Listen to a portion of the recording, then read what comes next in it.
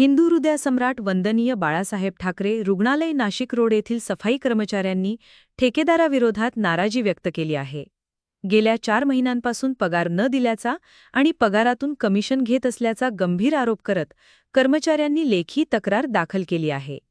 छत्रपती शिवाजी महाराज स्वयंरोजगार सेवा सहकारी संस्था अंतर्गत हे सफाई कर्मचारी गेल्या 4 वर्षांपासून बिटको रुग्णालयात कार्यरत आहेत. ठेकेदार दिगंबर नाडे याच्या अंतर्गत ते काम करतात. मात्र गेल्या 4 महिन्यांपासून त्यांना पगारच मिळाला नसल्याने त्यांच्या कुटुंबावर उपासमारीची वेळ आली असल्याचे निवेदनात म्हटले आहे. पगाराबाबत विचारणा केली असता ठेकेदार उडवाउडवीची उत्तरे देतो आणि नोकरीवरून कमी करण्याची धमकी देतो, असा आरोपही कर्मचाऱ्यांनी केला आहे. इतकेच नाही तर कर्मचाऱ्यांना मिळणाऱ्या 13,122 रुपयांच्या पगारातून ठेकेदार प्रत्येकाकडून रोख किंवा ऑनलाईन पद्धतीने 3,316 रुपये कमिशन म्हणून रिफंड घेतो, असा गंभीर आरोप निवेदनात करण्यात आला आहे.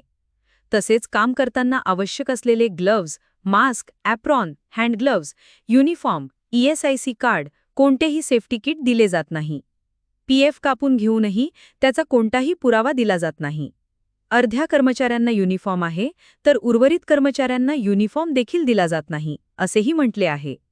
महापालिकेने ठेकेदारासोबत केलेल्या करारात 7 तारखेच्या आत पगार देणे बंधनकारक असून उशीर झाल्यास प्रतिदिवस 1,000 रुपये दंड आज बिटकोच्या कर्मचारी सफाई कर्मचाऱ्यांच्या वतीने आम्ही उपमहापौर विलास अण्णा शिंदे यांना आज निवेदन दिलेलं आहे. याच्या पूर्वी पण निवेदन दिलं होतं, पण त्या गोष्टीचा कुठे पाठपुरावा झालेला नव्हता. पण आज आम्ही सर्वच सफाई कर्मचारी हे सर्व आम्ही शिष्टमंडळ विलास अण्णा शिंदे यांना निवेदन देऊन त्यांना आम्ही या कर्मचाऱ्यांच्या व्यथा सांगितल्या.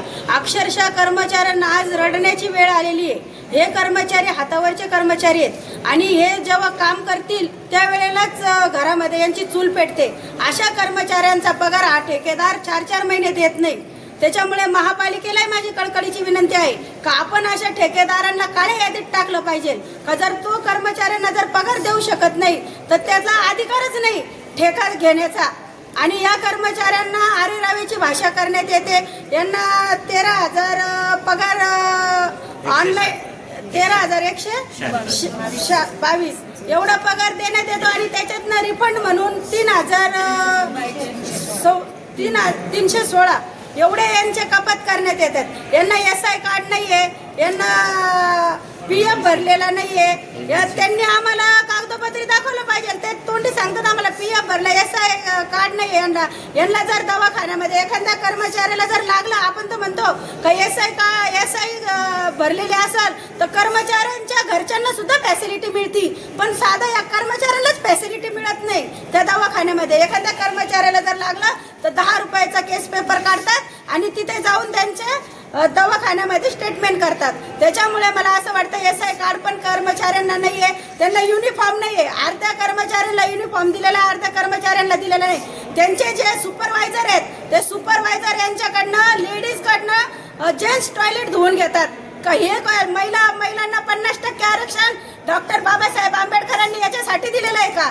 कायच महिला कुठे चाललेल्या आहे? आणि आपल्या महापालिकेच्या महापौर आयुक्त मॅडम सुद्धा महिला आहेत. आणि जर या महाराष्ट्रामध्ये महिलांना जर जेंट्सचं टॉयलेट धुवायला लागत असेल तर याच्यासारखी शोकांतिका नाही या महाराष्ट्र या भारताला. मी सांगेन आता अण्णांची भेट केली, आम्हाला सांगितलं, पण अण्णांना आम्ही आता त्यांचं जे ॲग्रीमेंट आहे त्या ॲग्रीमेंटमध्ये म्हणजे नमूद केलेलं आहे का कर्मचाऱ्यांना 7 तारखेला जर पगार नाही झाला तर एका कर्मचाऱ्याच्या मागे 1,000 रुपये दंड ठेकेदाराला आकारण्यात येतो.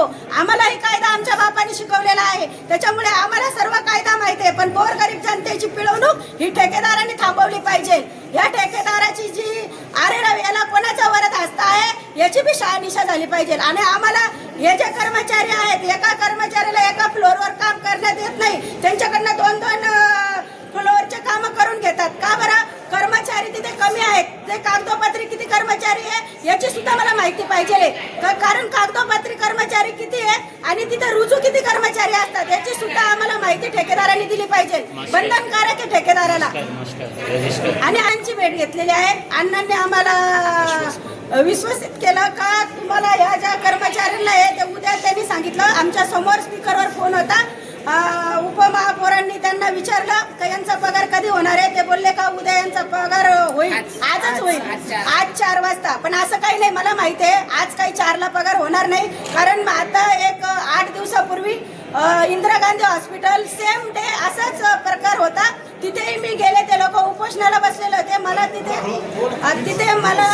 तिथे मला असं सांगण्यात आलं का ताई यांचा पगार आम्ही आता झालेला आहे, उद्या लगेच पडेल. पण असं काही पडलं नव्हतं. त्याच्या तिसऱ्या दिवशी पगार पडला आणि त्याच्यानंतर ते बोलले आम्ही 2-3 दिवसात त्यांनाही पगार देऊ. त्यांचा बी 4 महिन्याचा पगार थकलेला आहे, पण त्यांना आतापर्यंत पगार मिळालेला नाही. आता त्यांनी आश्वासन दिलेलं आहे अण्णाला का उद्या म्हणजे आजच पडेल. पण आता तर वेळ निघून गेलेली. आता तो सांगेल का RTGS झालं नाही, असं झालं नाही. कारणे खूप असतात. त्याच्यामुळे त्या ठेकेदाराला माझी एक ऑर्डर आहे का त्या ठेकेदाराने तात्काळ यांचा पगार 4 महिन्याचा केला पाहिजे. आता आपण बघता राखी पौर्णिमा आलेली आहे, सण आलेले आहे आणि हातावरचे लोक आहे. एका महिलेने मला अक्षरशः सांगितलं का माझ्या मुलाला शाळेमध्ये जायला सुद्धा माझ्याकडे पैसे नव्हते त्याला बसला द्यायला. अशा परिस्थितीत या महिला बाटल्या गोळा करतात. काही महिला तर ताई कुठे आहेत? मी सांगितलं का मी त्या हॉस्पिटलच्या आवारामध्ये बाटल्या गोळा करून माझ्या घरामध्ये चूल पेटते, तेव्हा एका टायमाचं आम्ही अन्न शिजून खातो. त्याच्यामुळे मला तर वाटतं का ठेकेदाराला काळे यादीत टाकलं पाहिजे.